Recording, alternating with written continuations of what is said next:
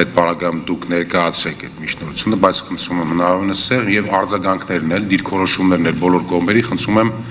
հնարավորինս սեղ ներկայացրեք։ Աշխատակազմից ճշտենք այս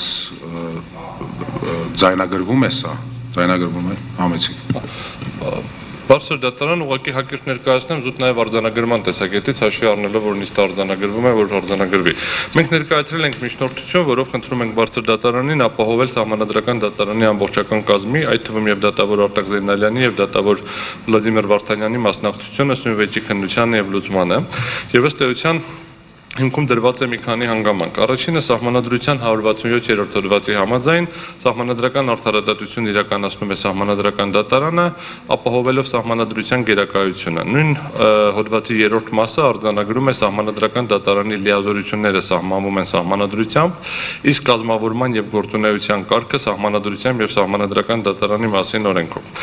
Բարձր դատարան ըստ էության ունենք հետեւյալ խնդիրը՝ որոշումների ընդունման կարգը եւ որոշումների համար անհրաժեշտ մեծամասնությունները կարգավորված են հենց սահմանադրությամբ, ի տարբերություն այլ դատարանների դեպքում, որտեղ ինչպես են որոշումները կայացվում, կարգավորված են համապատասխան դատավարական կամ այլ օրենքներով։ Քանի որ բարձր դատարանի կողմից որոշումների ընդունման համար գործում է միայն մի կարգ, ընդհանուր թվի որոշակի տոկոս, մեծամասնություն կամ 2/3 համապատասխանաբար եւ սահմանադրությունը ուղղակիորեն նախատեսում է, որ բարձր դատարանը կազմված է 9 դատավորից, դա ունի որոշակի տրամաբանություն եւ այն, որ սահմանադրությունը որևէ կարգավորում նաեւ չի բովանդակում մասնակցելու անհնարինության դեպքում, օրինակ, եթե անալոգիա բերեմ, եվրոպական դատարանի դեպքում փոխող դատավոր կամ պահեստային դատավորի կոնցեպտ չկա, դա ենթադրում է, որ բարձր դատարանը միշտ պետք է գործը քննի ամբողջ կազմով։ Հակառակ դեպքում մենք ունենում ենք մի իրավիճակ, որտեղ հնարավոր է դառնում անհրաժեշտ մեծամասնության բացակայությունը, այսինքն չհավաքվի 5 ձայն, եթե եզրակացությունների դեպքում դրա հետևանքը հստակ է, եզրակացությունը համարվում է չընդունված, եթե չի հավաքվել 2/3-ը, դա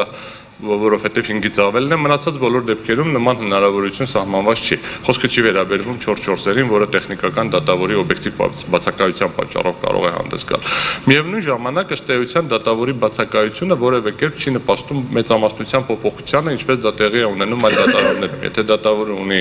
սովորական դատարանների դեպքում անհնարինություն, պայմանական բացարկի հիմքեր կան, նա փոխարինվում է այլ դատավորով։ Սույն դեպքում անհրաժեշտության կանոնը ենթադրում է, որ նույնիսկ եթե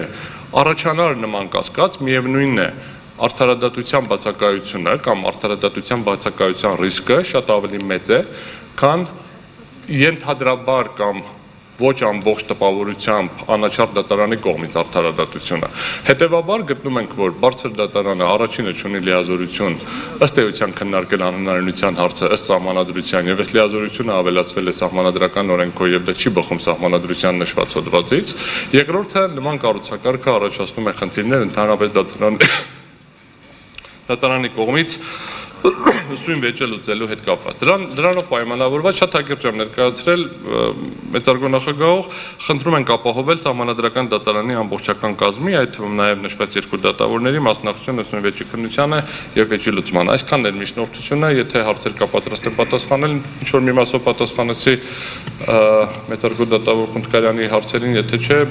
գործընկերներ արդեն դիրքորոշում հայտնեն։ Շնորհակալություն, հարցեր կա միջնորդության հետ կապված, չկա, շնորհակալություն։ Խնդրեմ Հայաստան